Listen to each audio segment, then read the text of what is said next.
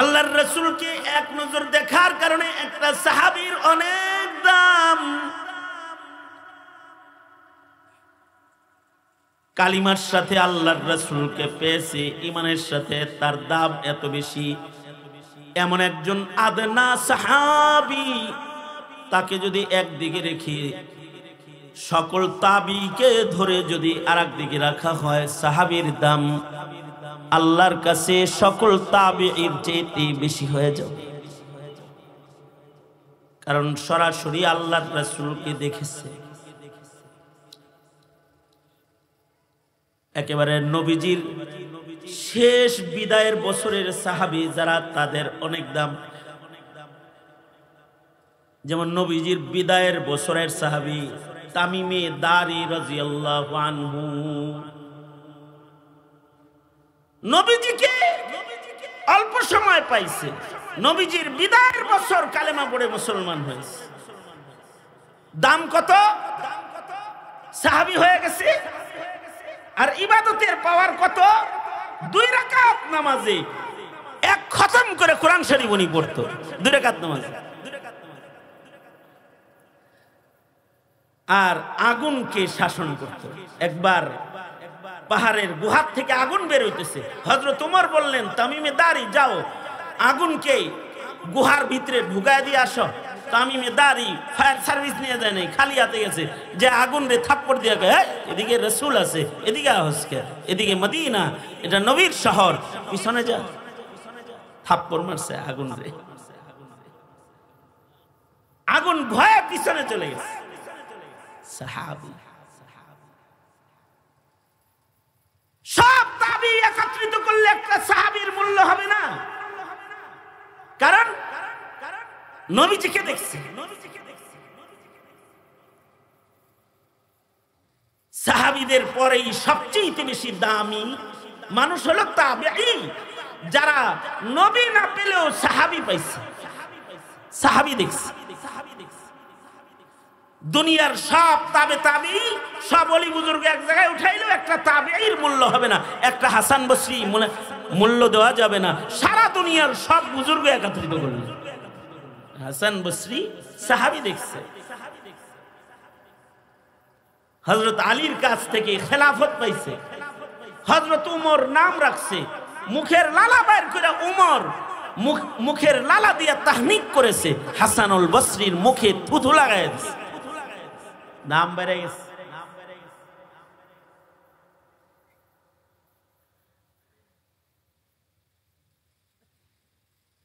যেমন এক তাবিঈ ছিলেন সাঈদ ইবনে মুসাইয়িব, শ্রেষ্ঠ একজন তাবিঈ, সাইয়্যিদুত তাবিঈন বলা হয় ওনাকে।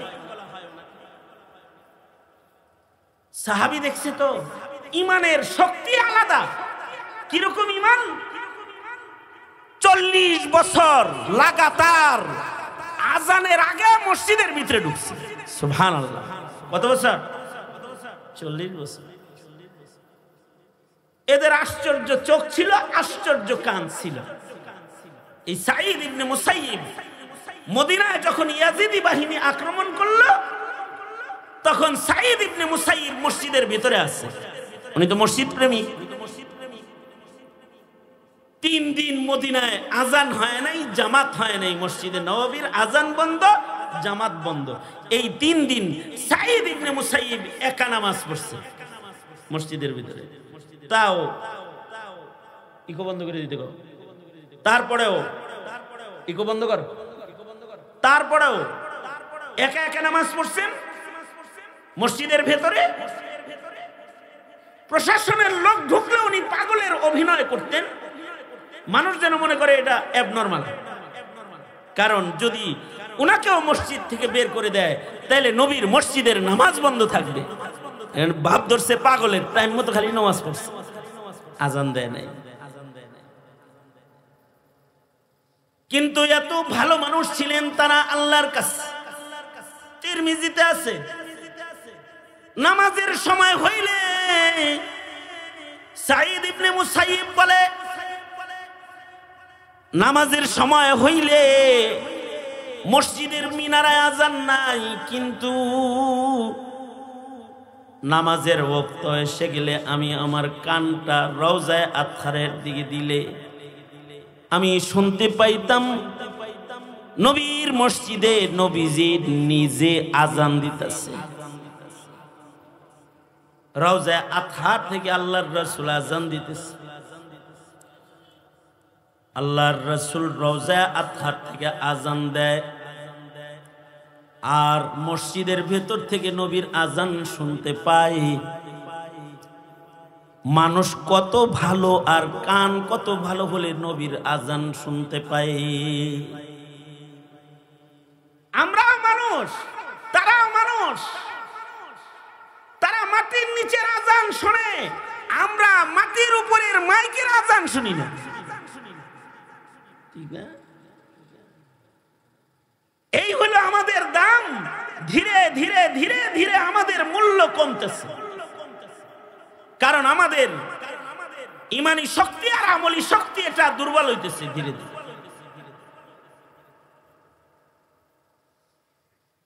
আগের যুগের মানুষের ইবাদতের খুশু হুজু বেশি ছিল, পকেটে মোবাইল ছিল না, রিং আইতো না নামাজের মাঝখানে।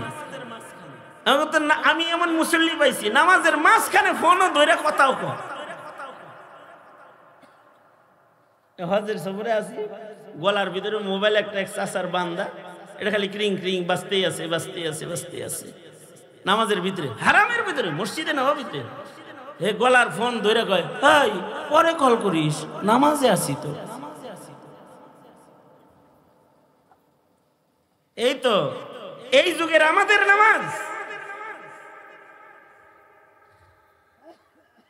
আগের জমানার মানুষ নামাজ বাড়াইছে, আর এখন এই জমানার মানুষ নামাজ কমায়, কয় 20 না 8, ঠিক না? কমায় না। আর আগে হইলো খালি বাড়াইছে। তারা মানুষ ভালো ছিল, ইবাদত বেশি করছে। সবচেয়ে বড় কথা, তারা কাফেরদের সাথে ছিল শক্ত, আপসে ছিল একে অপরের ভক্ত। আর আমরা হইছি কাফেরের ভক্ত আর নিজেরা নিজেরা শক্ত। যেমন আওয়ামী লীগ দেশ মোদিরে দিবে কিন্তু বিএনপিরে দিব না, অথবা বিএসে তারা নিজেরা নিবে, আর একজনে তোমারও দিব 2 সিট মাত্র, সাথে আইলে আসো, না আসলে নাই। প্রয়োজনে আমেরিকাকে দিয়ে দিবে, কিছু চায়নাকে সুবিধা দিয়ে দিবে, কিছু ইন্ডিয়াকে দিয়ে দিবে। কাফেরের সাথে ভক্তি আছে আর শক্তি হলো নিজেদের মধ্যে। যেমন ফিলিস্তিনে হামলা, এখন মুসলমানদেরকে হত্যা করতেছে ইসরায়েলরা। মুসলমানরা যদি খালি কাফেরের সাথে খাতিরা মুসলমান না হইতো, তাহলে ইসরায়েলের চতুর্দিকে এত মুসলমান আছে, সবাই মিলে যদি থুথু নিক্ষেপ করত, ইসরায়েল আরব সাগরে যায় পড়ত, গুলি মারা লাগতো না, থুথু মারলে। কিন্তু কাফেরের সাথে মুহাব্বতের আচরণ আর নিজেরা নিজেরা শক্তি, দুশ্মনী, আদাওয়াত। সাহাবীদের গুণ হলো সাহাবীরা কাফেরের লগে শক্ত, কিন্তু মুসলমান একে অপরের ভক্ত। মুহাম্মাদুর রাসূলুল্লাহ ওয়াল্লাযীনা মাআহু আশিদ্দাউ আলাল কুফফার রুহামাউ বাইনাহুম। সাহাবায়ে কেরামের গুণ, কুফরের সাথে তারা শক্ত, কিন্তু মুসলমানে একে অপরের ভক্ত। শের শক্কর আপসে মোহব্বত বেশি। আর সাহাবীদের আর একটা গুণ হলো তারাহুম রুকআন সুজদান ইয়াবতাগুনা ফাদলাম মিনাল্লাহ ইয়াবতাগুনা ফাদলাম মিনাল্লাহি ওয়া রিদওয়ানা। তারা নামাজ পড়ে, ইবাদত করে, রুকু সিজদা জিন্দেগিতে বেশি, আমাদের রুকু সিজদা কম। এ কারণে ফি উজুহিহিম মিন আসারিস সুজুদ, সিজদা বেশি দেওয়ার কারণে তাদের কপালে সিজদার দাগ পড়ে গেছে। সব সাহাবীর কবলে সেজদার দাগ ছিল। আর এখনকার মুসলমানের দেহে রাজনীতির কোপের দাগ আছে, নমাজের সেজদার দাগ নাই, কোপের দাগ আছে। আমি এক এলাকায় মাহফিলে গেছি, তো এক লিডার আইসে আমার লগে দেখা করতে, নেতা আর কি, এলাকার নেতা। কয় হুজুর দেখছেন দলের জন্য কি না করছি, এই যে চাইনিজ কুড়ালের কোপ, এই যে রান্দার কোপ, এই যে গুলি, এই যে গুলি 15 বছর পরে বাইরেছি হুজুর। হ্যাঁ 15 বছর পরে বাইরেছ, তোমার যারা কুবাইছে তাকে কুবানোর নিয়ত করছে, তাই না? আমি বলতেছি আর কি, আমার কথার ভাবে হের কথা চেঞ্জ হয়ে গেছে। আমার কথার ভাব তো বেশি ভালো না। এতদিন তো তুমি কোপ খাইছো, এখন কি তুমি কুবাইবা নিয়ত করছো? ভালো হয়ে যাবে। এতদিন চান্দা দিছো আর এখন চান্দার নেওয়ার নিয়ত করছো না? হ্যাঁ বলি আর কি, এতদিন চান্দা দিছো, এখন চান্দা নেওয়ার নিয়ত করছো। হ্যাঁ এতদিন কোপ খাইছো, এখন কুবাইবার নিয়ত করছো। এই আমাকে যে দেখাইলা যে চাইনিজ কুড়ালের কোপের দাগ, রান্দার কোপের দাগ, তোমাকে রাস্তার ভেতরে ফেলে কুপাইছে, ওরা জুলুম করেছে, এইগুলার দাগ তোমার দেহে কেন আছে? এজন্য আছে যে তুমি কুফরি রাজনীতির একজন শক্ত কর্মী ছিলা, এই কারণে এই দাগগুলা আছে। কুফরি মতবাদ প্রতিষ্ঠায় মিছিল, আন্দোলন অনেক করছে জীবনে, এটার দাগ হলে এগুলো। ওয়াহদানিয়ত, একত্ববাদ প্রতিষ্ঠার রাজনীতি না করলেও তুমি যে একত্ববাদে বিশ্বাসী একটা গোলাম, সেই গোলামের ইবাদতের দাগ কোথায়? এই দাগগুলোর পাশাপাশি ওযুর দাগ, সেজদার দাগ দেহের ভেতরে লাগাও, তাহলে ময়দানে মাহশারে দাগের কারণে সরকার আল্লাহর দয়া পাওয়া যাবে। এই দাগ লাগাও, কারণ এই তোমার কোপ দেখা দল তোমাকে অনুগ্রহ করে পদ দিছে না, আবার দিছে। হ্যাঁ দলের মায়া পাইছো কোপের দাগে, আল্লাহর মায়া পাইবা কিসের দাগে? ইবাদতের দাগ, সেজদার দাগ। এমনকি ওযুর অঙ্গ যাদের চমকাবে হাসরের মাঠে, আম্মা জান আয়েশা সিদ্দিকা বলে, সরকার গো, এত নবীর উম্মতের ভিতরে আপনার উম্মত আপনি কেমনে বের করবেন? আল্লাহর রাসূল বলে, চিতকুবরা ঘোড়া যেমন মালিক বের করে, চান্দির ভেতরে সাদা শুভ্র দাগ দেখা ঘোড়ার মালিকের যেমন ঘোড়া বের করতে কষ্ট হয় না, আমি আমার উম্মতকে ওযুর অঙ্গের দাগ দেখে দেখে বের করবো রে আয়েশা, আমার কোনো কষ্ট হবে না। আল্লাহু আকবার। এই কারণে আল্লাহর কাছে দোয়া করতে হয়, আয় আল্লাহ, আল্লাহুম্মা জাআলনি মিন ইবাদিকাস সালিহিন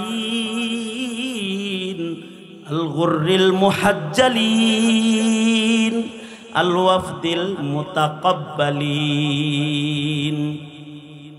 আল্লাহর কাছে দোয়া করবা, আল্লাহ চমকান না গ্রুপে আমারে ফালাও। চমকাইবো কেমনে? ইবাদত ছাড়া চমকাইব? আগের যুগের মানুষ ইবাদত করে চমক লইছে গায়, এ কারণে তারা আল্লাহর প্রিয়। আর তুমি আমি গুনাহ করতে করতে আল্লাহর ধমক খাওয়ার উপযুক্ত, তাই আযাব গজব মুসিবত ধমকি আল্লাহর বেশি, জমিনে আযাব গজব বেশি।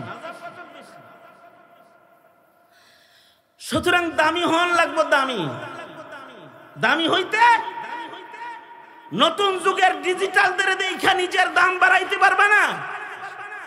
দাম বাড়াইতে হলে পুরান মানুষ যারা, তাদের রং দেখতে হবে, ঠিক কিনা? যারা আওয়াজ করে বলেন, এই সাহাবী, তাবেঈ, তাবেঈ বছরে একবার ওয়াজ শুনাইলেই হয় না। নিজের সন্তানকে, নিজের মেয়েকে, নিজের ছেলেকে হেকায়েতে সাহাবা বই কিনা পড়াও, কিচ্ছু না পারো ফাজাইলে আমল আছে, 6 উসুলের কিতাব, এর ভিতরে সব আছে, কিছু কিছু কিছু কিছু এগুলো পড়াও, বাংলায় পড়াও না, জানাও তাকে কিছু। ইহুদিয়াত আর নাসরানিয়াত জানতে জানতে ইসলামের উপরে চলার ব্যাপারে অজ্ঞ মূর্খে পরিণত হতেছে। দাম বাড়বো মুসলমানের কেমনি? গুনাহ দিয়া মুসলমানের দাম বাড়ে? ইবাদত দিয়া দাম বাড়ে। সুতরাং একটা বিষয় লক্ষণীয়, যাইতেছি সামনের দিকে কিন্তু কালার গুলা লাগবো পিছনের। পিছনের মুসলমানরা যেমন নামাজ পড়তো, যেমন জিকির করতো, যেমন তওবা করতো, যেমন রুনাজারি করতো, যেমন শেষ রাত্রিটা কাঁদতো, পিছনের মানুষগুলো যেমন গুনাহমুক্ত চলাফেরা করতো, এই যুগে যারা গুনাহমুক্ত চলতে পারবে আর ছোটখাটো ইবাদত ধরতে পারবে, ফজিলত বেশি।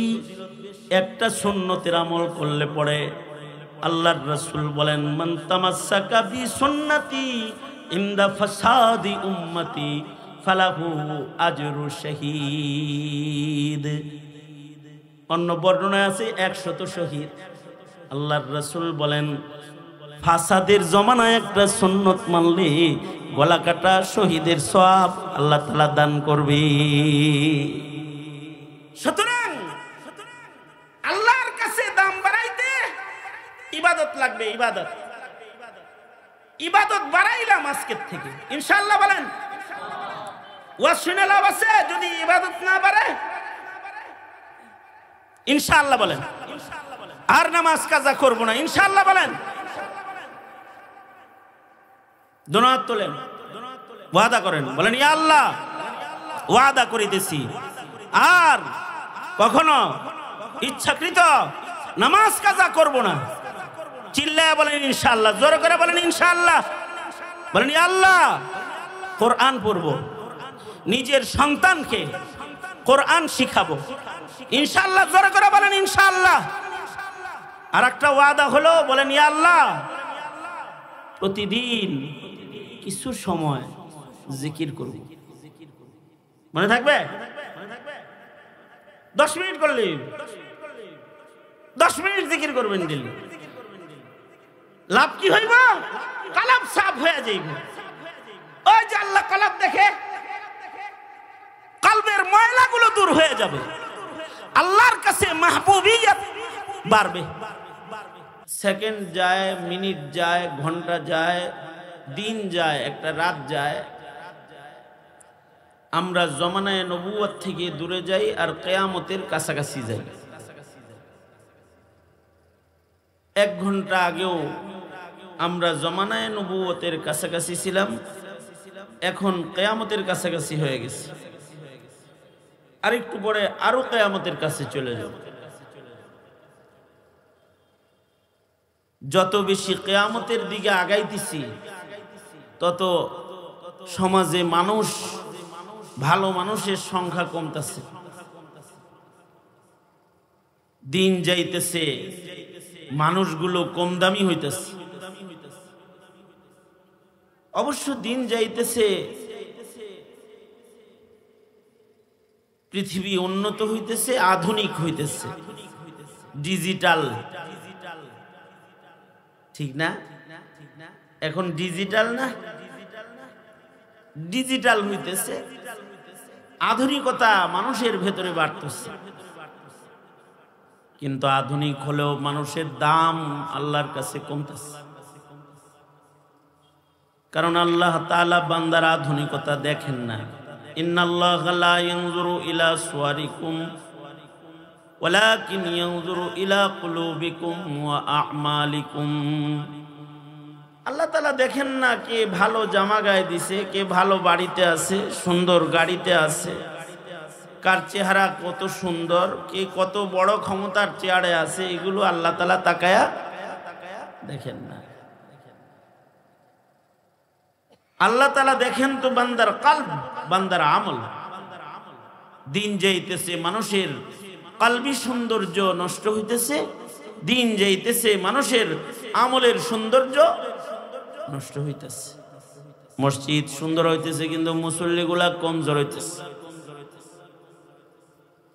প্রাসাদ বাড়ি নির্মাণ হইতেছে কিন্তু প্রাসাদের ভেতরের মানুষগুলো দুর্বল হয়ে যেতেছে, পাওয়ার কম। দামি ব্র্যান্ডের কাপড় পরছে কিন্তু কাপড়ের ভেতরের মানুষটা কম দামি হয়ে যেতেছে।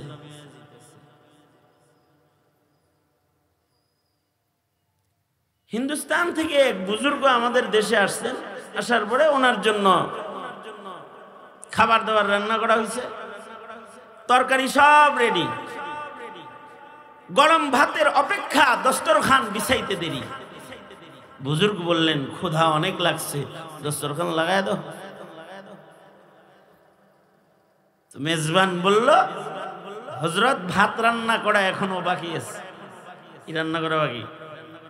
গরম ভাত চুলায় আছে, কিছু সময়ের ভেতরে ভাত নেমে যাবে, দস্তরখান লেগে যাবে। বুজুর্গ বললেন ঠান্ডা ভাত নাই?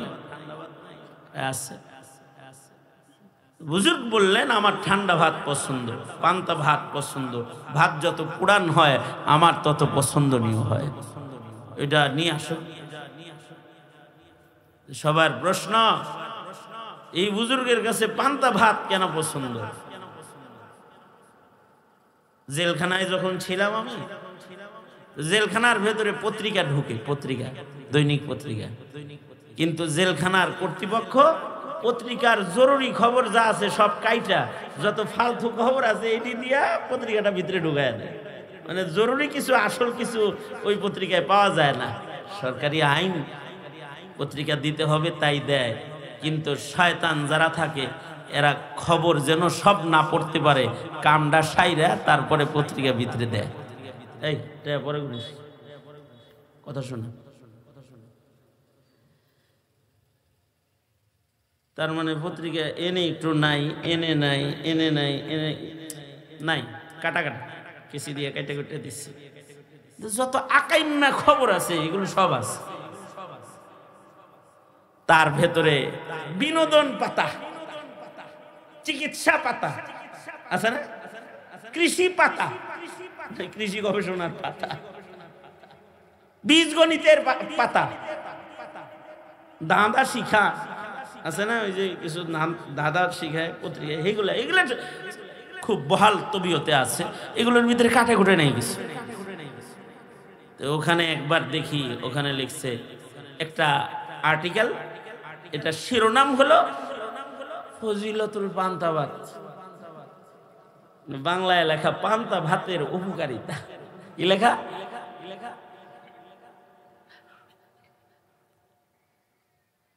জেলখানায় মাঝে মধ্যে পান্তা ভাত খাতাম আমরা। রাত্রের মানে দুপুরের ভাত দিত রাত্রে, রাত্রের ভাত দিত সকালে। এমনি আইতে আইতে মানে ছেলে আইতে আইতে এগুলো পান্তা এমনি হয়ে যায়, গরম গরম খানা নসিবে জোটে না। রান্না হইছে সকাল 9টায় 11টায়, দিছে বিকাল 5টায়, খাইতে হইব 7টায় এসার আগে। কি খাইব এটা? পান্তা খাইব নাকি গরম খাইব? এটা ভাতে পানি দিয়া পান্তা বানায় খাইতাম। আহ, নসিবে জোটে পান্তা ভাত, ফজিলতুল পান্তা ভাত, ওরিরে কি আছে এটার ভিতরে? পান্তা ভাতের অনেক উপকারিতা ওইখানে লেখা। সামনে যারা আছে তাদের প্রশ্ন, এই বুজুর্গের পান্তা ভাত কি লেগে পছন্দ? এই তাড়াতাড়ি যান, তাড়াতাড়ি যান, নাকের সামনে দাঁড়ায় রয়েছেন আপনার কারণে, হেরা আমার দেয় না, তুই যেমন শ্রোতাগুলো দেখতে পাচ্ছ।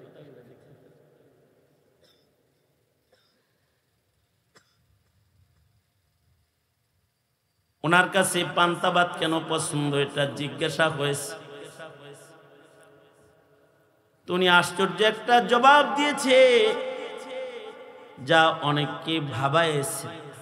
সে বলে পান্তা ভাতের জন্ম হয়েছে আগে, গরম ভাতের জন্ম পরে, ওটা মুরব্বি। আল বারাকাতু মা আকাবিরকুম, আগের মানুষের সাথে বরকত আছে, আগের ভাতের লগেও বরকত বেশি আছে। ওই ভাতটার জন্ম জমানায়ে নবুয়তের কাছাকাছি, আর এই ভাতটার জন্য কিয়ামতের কাছাকাছি, যেহেতু ওইটা জমানায়ে নবুয়তের কাছের মাল, ওইটার ভেতরে বরকত বেশি। এ কারণে আল্লাহ তাআলা সূরা ফাতিহার ভেতরে পূর্বের মানুষদের অনুকরণের দোয়া আমাদেরকে প্রতি নামাজের রাকাতে রাকাতে করায়। সিরাতাল্লাযীনা আনআমতা আলাইহিম, পিছের মানুষের অনুকরণ অনুসরণ, আয় আল্লাহ তুমি আমাদের তৌফিক দান করো, যে পথে পিছের লোকেরা আমল করে তোমাকে পাইছে ওই পথে আমাদের তুমি পরিচালনা করো। এটা সূরাতুল ফাতিহায় প্রতি নামাজের রাকাতে রাকাতে নামাজি বান্দার দোয়া। এই কারণে আমরা যত পিছিয়ে যাবো তত দেখবো ভালো মানুষের সংখ্যা বেশি, আর যত সামনে যাব তত দুষ্ট লোকের সংখ্যা বেশি। পিছনের দিকে গেলে নবী পাবো, রাসূল পাবো, জমানায় রেসালাত পাবো, নবীদের যুগ পাবো। আমাদের নবীর মাধ্যমে নবীদের যুগ শেষ। নবীদের যুগের মানুষরা লাগাতার 500 বছর বেরিয়া ইবাদত করেছে। আমরা 5 মিনিট ইবাদতে স্থির থাকতে পারি না। 5 মিনিটের নামাজ পড়তে গেলে 5 মিনিটে একবার দোকানে, একবার বাড়িতে, একবার অফিসে ঘুরে আসে। আর সহিহ হাদিসে আছে 500 বছর, 1000 বছর বেরিয়া ইবাদত করেছে। আগের যুগের মানুষের দ্বারাই সম্ভব হয়েছে, আমাদের দ্বারাই সম্ভব নাই। আগের যুগের মানুষ আল্লাহকে এইভাবে খুশি করছে যে পাথরের ভেতরে নিরিবিলি ইবাদত করার জায়গা আল্লাহর কাছ থেকে দুনিয়ার হায়াতে নিয়ে নিছে, পাথরের ভিতরে ঢুইকা দুনিয়া থেকে আলোক হয়ে ইবাদত করছে। সুবহানাল্লাহ। আগামীকাল বললেন, এখন পাওয়া যাবে তো একটা সহিহ হাদিসে বর্ণিত মুস্তাদরাক আলা সহিহাইন, বুখারীর শর্তে হাদিস জমা এখানে। ওখানে আছে যে এক লোক 500 বছর সাগরের মাঝখানে পাহাড়ের উপরে 500 বছর লাগাতার ইবাদত করছে। 1 সেকেন্ডের জন্য সে ওই পাহাড়ের থেকে নেমে দুনিয়ার মানুষের সকলের ভিতরে ঢুকে নাই। 500 বছর খাইলো কি? হাদিসে আছে আল্লাহ তাআলা তাকে খাওয়ানোর জন্য তার মাথার কাছে আনার গাছ দাঁড় করায় দিছে। পাকা আনার করতো, খাইতো আর ইবাদত করতো। সাগরের চতুর্দিকে হলো লুনা পানি, আল্লাহ পাহাড়ের উপরে মিষ্টি পানির ঝর্ণা খুলে দিছে, ঠান্ডা পানি খাইতো, যে পানি খাইলে শুধু পিপাসা নিবারণ হইতো না, পেটও ভরে যেত। এইভাবে 500 বছর ইবাদত করেছে। মৃত্যুর আগ মুহূর্তে হাদিসে আছে, মৃত্যুর আগ মুহূর্তে আল্লাহ নিজে তাকে ডাইকা বলতেছে, এই বান্দা আমি তোমার উপরে রাজি হয়ে গেছি, তোমাকে মৃত্যুর সাথে সাথে বিনা হিসাব আমি জান্নাত দিতেছি আমার রহমত দিয়া। আস-সাবিকুনাল আউয়ালুন, ঠিক ওইরকম মুহাজির আনসারের ভেতরে যারা সাবেকিন তাদের দাম বেশি। সাহাবীদের ভিতরে প্রথম সাহাবী যারা তাদের দাম বেশি। নবীদের যুগের পরে সাহাবীদের যুগ। আল্লাহর রাসূল বলেন সবচেয়ে ভালো উম্মতের ভেতরে তারা মান আমানা ওয়া রাআনি, যারা ঈমান আনছে এবং সরাসরি আমি রাসূলকে যারা দেখছে তারা সবচেয়ে দাম। এই কারণেই যারা সাহাবীদের সমালোচনা করে তাদেরকে গোমরা বলে আহলুস সুন্নাতি ওয়াল জামাআহ। ঠিক কি না? কথা বলেন না কেন? হ্যাঁ, নবীদের সমালোচনা যদি কেউ করে, যেমন সাদ সাহেব সমালোচিত হয়েছে তো নবীদের সমালোচনা করে, নবীদের বিভিন্ন কথা বলতে গিয়ে উনি সমালোচিত। কেউ যদি কথাবার্তা কয় তাহলে সে ভালো মানুষকে ধরাধরি টানাটানি করে। কারণ আল্লাহর রাসূল বলেন, সাহাবীরা উম্মতের প্রথম যুগের মানুষ, ওরা আমাকে দেখছে আমার কাছাকাছি, সাবধান আমার সাহাবীদের ব্যাপারে তোমরা মুখ খুলো না, ধরপাকড় করো না। আল্লাহর রাসূলকে এক নজর দেখার কারণে একটা সাহাবীর অনেক দাম। কালিমার সাথে আল্লাহর রাসূলকে পেয়েছে, ঈমানের সাথে তার দাম এত বেশি। এমন একজন আদনা সাহাবী, তাকে যদি একদিকে রেখে সকল তাবিকে ধরে যদি আরেক দিকে রাখা হয়, সাহাবীর দাম আল্লাহর কাছে সকল তাবিঈর চেয়ে বেশি হয়ে যাবে। কারণ সরাসরি আল্লাহর রাসূলকে দেখেছে। একেবারে নবীজির শেষ বিদায়ের বছরের সাহাবী যারা, তাদের অনেক দাম। যেমন নবীজির বিদায়ের বছরের সাহাবী তামিমে দারি রাদিয়াল্লাহু আনহু,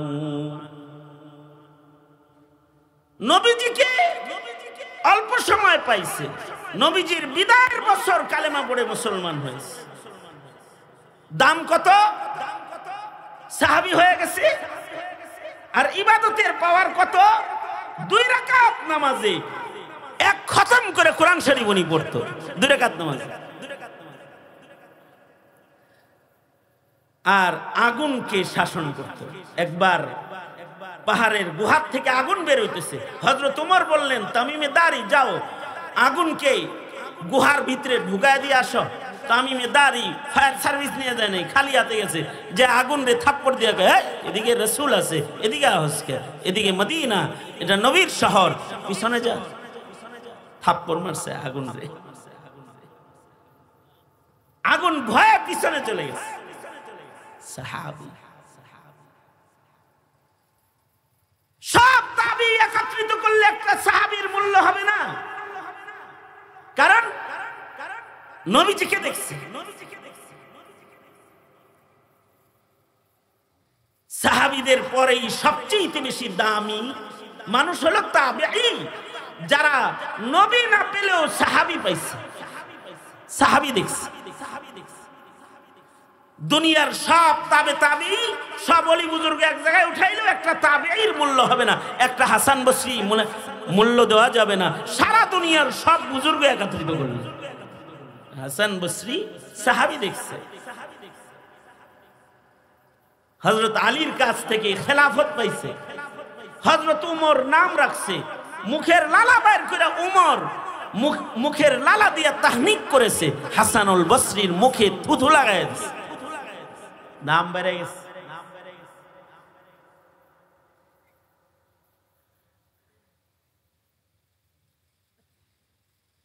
যেমন এক তাবেঈ ছিলেন সাঈদ ইবনে মুসাইয়িব, শ্রেষ্ঠ একজন তাবেঈ, সাইয়্যিদুত তাবেঈন বলা হয় ওনাকে। সাহাবী দেখছে তো, ঈমানের শক্তি আলাদা। কিরকম ঈমান? 40 বছর লাগাতার আজানের আগে মসজিদের ভিতরে ঢুকছে। সুবহানাল্লাহ। কত বছর?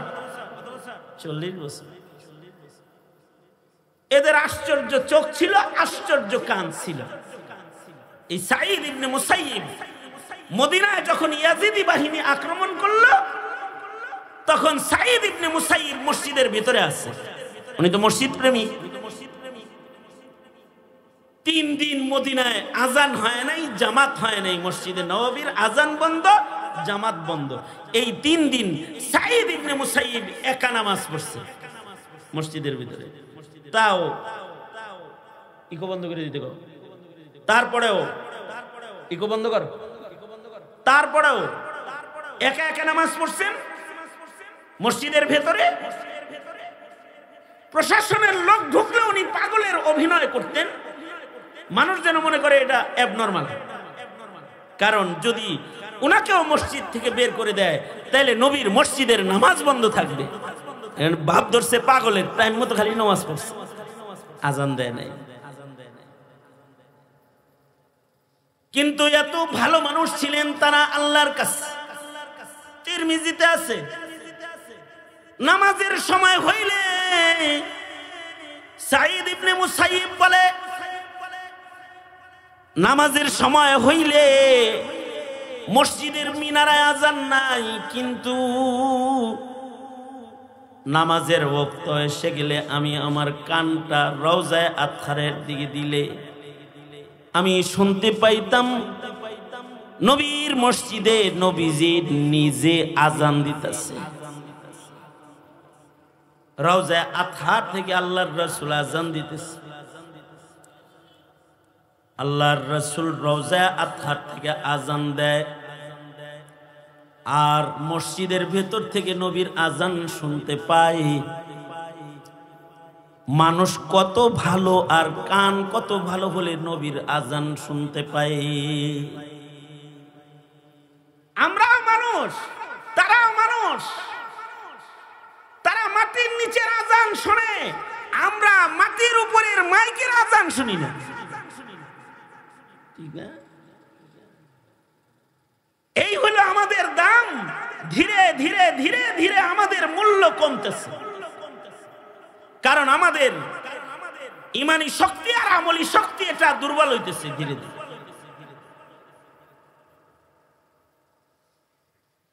আগের যুগের মানুষের ইবাদতের খুশু হুজু বেশি ছিল, পকেটে মোবাইল ছিল না, রিং আইতো না নামাজের মাঝখানে। আমি এমন মুসল্লি পাইছি নামাজের মাঝখানে ফোনও ধরে কথাও কয়। হজের সফরে আছি, গলার ভিতরে মোবাইল একটা চাচার বান্দা, এটা খালি ক্রিং ক্রিং বাজতেই আছে বাজতেই আছে বাজতেই আছে। নামাজের ভিতরে, হারামের ভিতরে, মসজিদে নববীতে হে গলার ফোন ধরে কয়, এই পরে কল করিস, নামাজে আছি তো। এই তো এই যুগের আমাদের নামাজ। আগের জমানার মানুষ নামাজ বাড়াইছে, আর এখন এই জমানার মানুষ নামাজ কমায়, কয় 20 না 8, ঠিক না? কমায় না। আর আগে হইলো খালি বাড়াইছে। তারা মানুষ ভালো ছিল, ইবাদত বেশি করছে। সবচেয়ে বড় কথা, তারা কাফেরদের সাথে ছিল শক্ত, আপসে ছিল একে অপরের ভক্ত। আর আমরা হইছি কাফেরের ভক্ত আর নিজেরা নিজেরা শক্ত। যেমন আওয়ামী লীগ দেশ মোদিরে দিবে কিন্তু বিএনপিরে দিব না, অথবা বিএনপি তারা নিজেরা নিবে, আর একজনে তোমারও দিব 2 সিট মাত্র, সাথে আইলে আসো, না আসলে নাই। প্রয়োজনে আমেরিকাকে দিয়ে দিবে, কিছু চায়নাকে সুবিধা দিয়ে দিবে, কিছু ইন্ডিয়াকে দিয়ে দিবে। কাফেরের সাথে ভক্তি আছে আর শক্তি হলো নিজেদের মধ্যে। যেমন ফিলিস্তিনে হামলা, এখন মুসলমানদেরকে হত্যা করতেছে ইসরায়েলরা।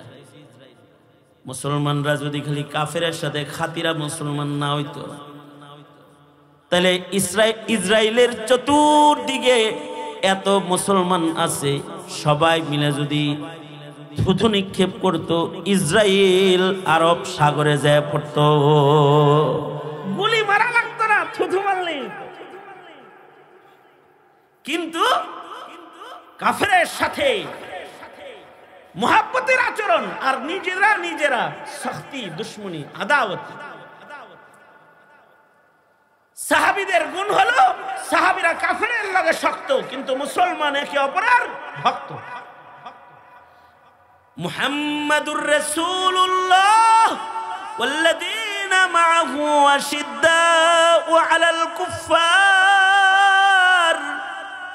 রুহামাউ বাইনাহুম। সাহাবায়ে কেরামের গুণ, কুফরের সাথে তারা শক্ত, কিন্তু মুসলমানে একে অপরের ভক্ত। শের শাক্কার আপসে মোহব্বত বেশি। আর সাহাবীদের আর একটা গুণ হলো তারাহুম রুকআন সুজদান ইয়াবতাগুনা ফাদলাম মিনাল্লাহ ইয়াবতাগুনা ফাদলাম মিনাল্লাহি ওয়া রিদওয়ানা। পড়ে, ইবাদত করে, রুকু সেজদা জিন্দেগিতে বেশি, আমাদের রুকু সেজদা কম। এ কারণে ফি উজুহিহিম মিন আসারিস সুজুদ, সেজদা বেশি দেওয়ার কারণে তাদের কপালে সেজদার দাগ পড়ে গেছে। সব সাহাবীর কপালে সেজদার দাগ ছিল। আর এখনকার মুসলমানের দেহে রাজনীতির কোপের দাগ আছে, নমাজের সেজদার দাগ নাই, কোপের দাগ আছে। আমি এক এলাকায় মাহফিলে গেছি, তো এক লিডার আইসে আমার লগে দেখা করতে, নেতা আর কি, এলাকার নেতা। কয় হুজুর দেখছেন দলের জন্য কি না করছি, এই যে চাইনিজ কুড়ালের কোপ, এই যে রান্দার কোপ, এই যে গুলি, এই যে গুলি 15 বছর পরে বাইরেছি হুজুর। 15 বছর পরে বাইরেছ, তোমার যারা খুবাইছে তাকে খুবানোর নিয়ত করছে, তাই না? আমি বলতেছি আমার কথার ভাবে হের কথা চেঞ্জ হয়ে গেছে। আমার কথার ভাব তো বেশি ভালো না। এতদিন তো তুমি কোপ খাইছো, এখন কি তুমি কোপাইবা নিয়ত করছো? ভালো হয়ে যাবে। এতদিন চান্দা দিছো আর এখন চান্দার নেওয়ার নিয়ত করছো না? হ্যাঁ বলি আর কি, এতদিন চান্দা দিছো, এখন চান্দা নেওয়ার নিয়ত করছো। হ্যাঁ এতদিন কোপ খাইছো, এখন কোপাইবার নিয়ত করছো। এই আমাকে যে দেখাইলা যে চাইনিজ কুড়ালের কোপের দাগ, রান্দার কোপের দাগ, তোমাকে রাস্তার ভেতরে ফেলে কুপাইছে, ওরা জুলুম করেছে, এইগুলার দাগ তোমার দেহে কেন আছে? এজন্য আছে যে তুমি কুফরি রাজনীতির একজন শক্ত কর্মী ছিলা, এই কারণে এই দাগগুলা আছে। কুফরি মতবাদ প্রতিষ্ঠায় মিছিল,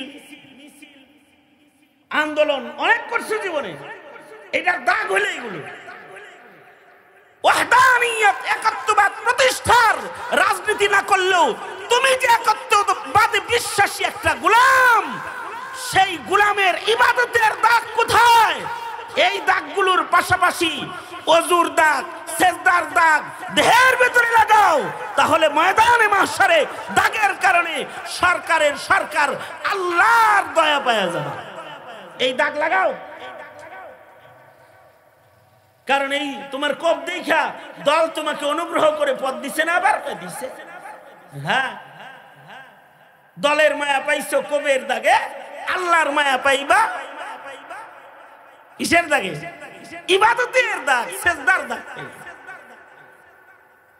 এমনকি ওযুর অঙ্গ যাদের চমকাবে হাসরের মাঠে, আম্মা জান আয়েশা সিদ্দিকা বলে, সরকার গো, এত নবীর উম্মতের ভিতরে আপনার উম্মত আপনি কেমনে বের করবেন? আল্লাহর রাসূল বলে, চিতকুবরা ঘোড়া যেমন মালিক বের করে,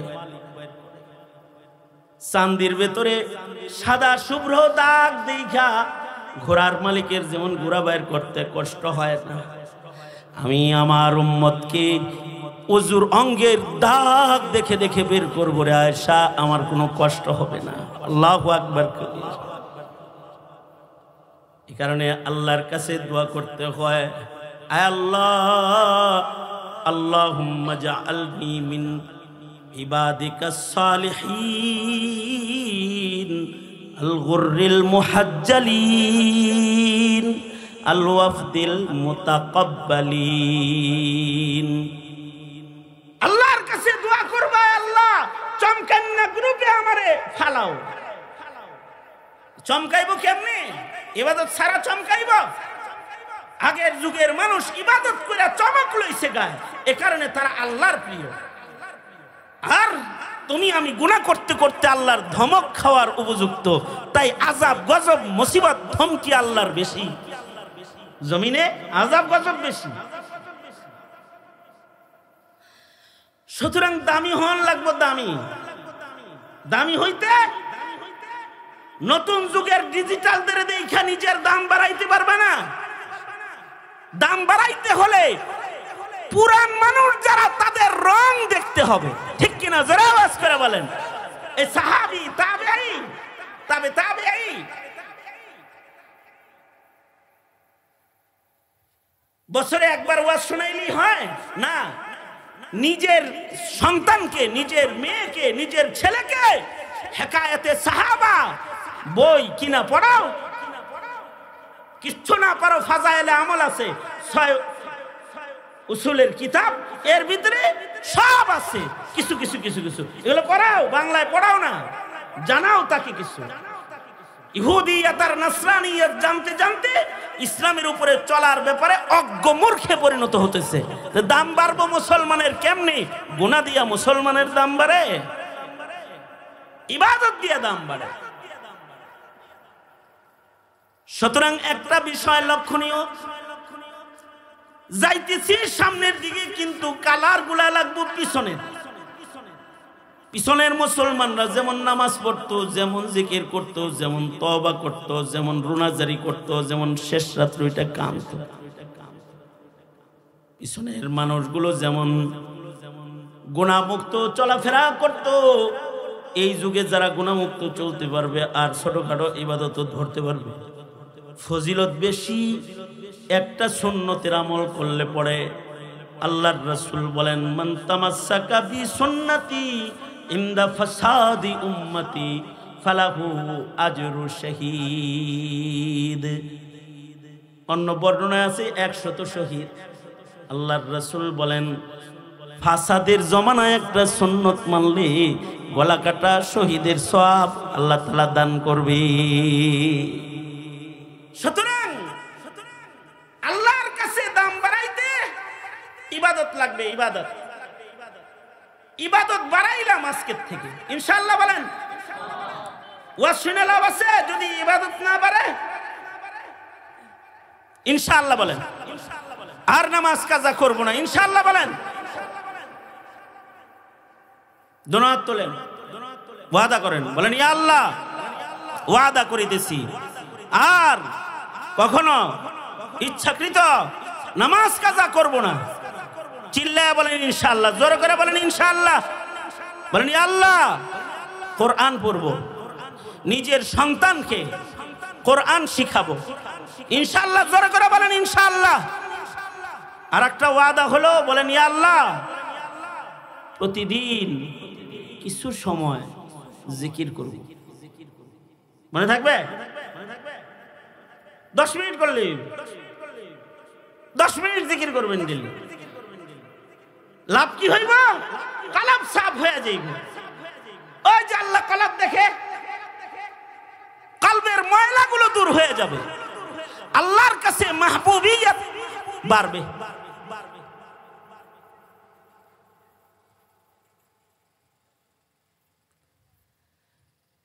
জিকির করলে অন্য ইবাদত করার শক্তি, সামর্থ্য, লজ্জত বাড়বে। এ কারণে মাশায়েখিনদের কাছে গেলে জিকিরের আমল দেয়, কারণ যে জিকির করে তার ওয়াক্ত মতো নামাজ পড়ার শক্তি আইসা যায়, তার পর্দা করার ক্ষমতা আইসা যায়, তার গান না শোনার শক্তি আইসা যায়, ইবাদত করার শক্তি আইসা যায়, গুনাহ ছাইরা দেওয়ার শক্তি আইসা যায়। সুতরাং জিকির করবেন ইনশাআল্লাহ বলেন। যারা কারোর কাছে বায়াত হইছেন তো শায়েখের সবক পালন করবেন, জিকরুল্লাহর আমল করবেন, আর নিজের ঘরে মাশায়েখিনদের কিতাব রাখবেন। হাকিম মুহাম্মদ থানভী রাহমাতুল্লাহ আলাইহির বহু কিতাব এখন বাংলা অনুবাদ হয়ে গেছে। এগুলা নিজের সন্তানদেরকে শিখান, পড়ান, তাদের ভেতরে তাদের যৌক শৌক, ইমানি যৌক শৌক হোক, দেখবেন ওরা গুনাহমুক্ত জীবন পাইতেছে। আল্লাহ কবুল করুক, আমিন বলেন। সবাই ইস্তিগফার করেন, আস্তাগফিরুল্লাহ রাব্বি মিন কুল্লি যামবি ওয়া আতুবু ইলাইহি লা হাওলা ওয়ালা কুওয়াতা ইল্লা বিল্লাহিল আলিয়্যিল আযীম।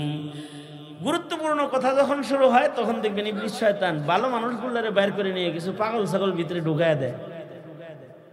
এই কামটাও শয়তানই করে, যাদের আকল কম তাদের ঢুকায় দেয়। তাতে কি হয়? তারা মাহফিলের সুন্দর পরিবেশকে বিঘ্ন ঘটায় এবং ও বুঝেও না যে ও যে বিঘ্ন ঘটাইতেছে, এই বুঝটা ওর থাকে না। দোয়া করেন আল্লাহ তাআলা ওকে সুস্থ করে দেখ, বলেন আমিন। আলহামদুলিল্লাহ রাব্বিল আলামিন, والصلاة والسلام على سيد الأنبياء والمرسلين محمد وعلى آله وأصحابه أجمعين.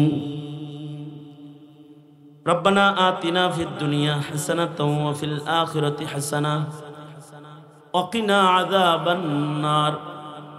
ربنا ظلمنا أنفسنا وإن لم تغفر لنا وترحمنا لنكونن من الخاسرين. রব্বুল আলামিন মুহাব্বতের কিছু মানুষদের নিয়ে বসেছি, মধ্যরাত পার হয়ে গেছে, কিছু জরুরি কথা তোমার বান্দাদের কানে পৌঁছায়েছে, ইবাদত ও জিকির ও সুন্নতের ওয়াদা করায়েছে। ইয়া আল্লাহ, এক ঝাঁক নওজোয়ান যারা উলামায়ে দ্বীনদের হাতে হাত রেখে ওয়াদায় আবদ্ধ জীবন পরিচালনায় যারা শপথ গ্রহণ করেছে, এমন এক ঝাঁক নওজোয়ান যুবক এই মহল্লায় কাজ করতেছে। সাহেবে নিসবত কিছু মানুষ, জমিনের সন্তান, এলাকার সন্তান, জমিনের মানুষদের হৃদয়ের উন্নতির জন্য তারা মেহনত করছে। রব্বুল আলামিন ভাই হাফেজ মারুফ বিল্লাহ সাহেব আজকের মাহফিলের সভাপতি, নিজ এলাকায় এসে মেহনত করার জন্য বুজুর্গদেরকে এই জমিনে কদম রাখানোর জন্য মেহনত করে যাচ্ছে। ইয়া আল্লাহ, ভাই বেরাদার, আত্মীয় স্বজন যারা তাদের নিয়ে মেহনত করতেছে, আল্লাহ নওজোয়ানদের মেহনতে আজকের এই মাহফিল, উলামা হযরতরা কিমতি কথা বলেছে। এমন একটা সময় আমরা এখানে বসে বয়ান শুনছি, বয়ান করছি, যখন ফিলিস্তিনের মাসুম শিশুরা চিকিৎসাবিহীন, খাবারবিহীন, পানিবিহীন রাস্তার মধ্যে মৃত্যু যন্ত্রণায় কাতরাইতেছে, ঘর বাড়ি ধ্বংসস্তূপে পরিণত হয়েছে। দূর থেকে কিছু করার শক্তি আমাদের নাই আল্লাহ, কিন্তু মুমিনের জন্য তো তুমি যথেষ্ট আল্লাহ। রব্বুল আলামিন তোমার মদদ শামিলে হাল করে দাও আল্লাহ। রব্বুল আলামিন যত বয়োবৃদ্ধরা এখানে বসেছে, ইয়া আল্লাহ তাদেরকে হযরত সিদ্দিক আকবরের তাকওয়া দিয়ে দাও। নওজোয়ান যারা তাদেরকে খালিদ ইবনুল ওয়ালিদের মতো কবুল মঞ্জুর করে নাও। পর্দার আড়ালের মা বোনদের হযরত ফাতেমা খাদিজা বানায়া দাও। বাচ্চাদেরকে মাজ মুআফিজ বানায়া দাও আল্লাহ। এলাকায় সুন্নতের হাওয়া চালু করে দাও ইয়া আল্লাহ। এলাকার মানুষদেরকে দিন বুঝার, দিন মানার তৌফিক দান করো আল্লাহ। ইত্তিবায়ে সুন্নাহর জিন্দেগি সকলকে তুমি দান করো আল্লাহ। ইয়া আল্লাহ, জানি না কার মা নাই, কার বাবা নাই। নিজের হাতে অনেকে নিজের মা কবরস্থ করেছে, অনেকে নিজের বাপ কবরে রেখেছে। জীবনে কোনোদিন মা ডাক যাদের নসিব হবে না, আব্বা ডাক যাদের নসিব হবে না, ইয়া আল্লাহ তাদের মা বাবার কবর জান্নাতের বাগান বানায় দাও আল্লাহ। যাদের আব্বা আম্মা আছে হায়াত বাড়ায় দাও, বেশি বেশি করে খিদমত করতে পারে তৌফিক দান করো আল্লাহ। ইয়া আল্লাহ, প্রবাসী ছেলেদের প্রবাসীর জিন্দেগি সুন্দর বানায় দাও, কামায় রুজিতে বরকত দাও। দেশের মানুষের খিদমত করার তৌফিক দান করো আল্লাহ। মহল্লার যত অসুস্থ রোগী আছে তাদের সুস্থ করে দাও। ঋণগ্রস্ত ব্যক্তিদেরকে ঋণ মুক্ত করে দাও রব্বুল আলামিন। আমরা যারা হাত তুলেছি আল্লাহ, আমাদের সকলকে কাবা দেখায় দাও। বারবার বাইতুল্লাহ রওজার জিয়ারত নসিব করে দাও আল্লাহ। আমাদের সালাম প্যারা নবীর রওজায় আতহারে পৌঁছায় দাও আল্লাহ রব্বুল আলামিন। তোমার কাছে দরখাস্ত হলো আমাদের সন্তানদেরকে সুন্নতের পাবন জিন্দেগি দাও ইয়া আল্লাহ। জমানার ধোঁকার থেকে ওদেরকে জমিনের ধোঁকার থেকে হেফাজত করো। সুকুন ও ইতমিনানের ইমানি জিন্দেগি ওদের নসিব করো আল্লাহ। খান ও দানের মধ্যে কোনো ফাসিক ফুজ্জার পাঠায়ো না। খান ও দানের মধ্যে ইয়া আল্লাহ রব্বুল আলামিন আকলমন্দ ইমানদার দিয়া ভরে দিও আল্লাহ। কিয়ামত পর্যন্ত তোমার জিকির করনেওয়ালা, তোমার গোলামি করনেওয়ালা দিয়া ভরে দিও আল্লাহ রব্বুল আলামিন। হিন্দুস্তান মুসলমানরা কত কষ্ট করছে, মাদ্রাসা মসজিদ মিটায় দেওয়ার চক্রান্ত করছে। রব্বুল আলামিন হিন্দুস্তানের মুসলমানদের রক্ষা করো, বাংলার জমিনে শান্তি দান করো, স্বাধীনতা সার্বভৌমত্বকে রক্ষণাবেক্ষণ করো। আয় আল্লাহ, ইয়া আল্লাহ, দিন বুঝা দিন মানার তৌফিক তুমি আমাদের সবাইকে দান করো। এই মজমা, এই মাহফিল যারা কায়েম করেছে, যারা অর্থায়ন করেছে, যারা শ্রম দিয়েছে, সকলের কোরবানি, সকলের মেহনত তুমি কবুল মঞ্জুর করো আল্লাহ। اللهم اجعل ثأرنا على من ظلمنا وانصرنا على من عادانا ولا تجعل مصيبتنا في ديننا ولا تجعل الدنيا أكبر همنا ولا مبلغ علمنا ولا غاية رغبتنا ولا تسلط علينا من لا يرحمنا اللهم زدنا ولا تنقصنا وأكرمنا ولا تهنا وأعطنا ولا تحرمنا وآثرنا ولا تؤثر علينا وارزنا وارض عنا يا كريم سبحان ربك رب العزة عما يصفون وسلام على المرسلين والحمد لله رب العالمين.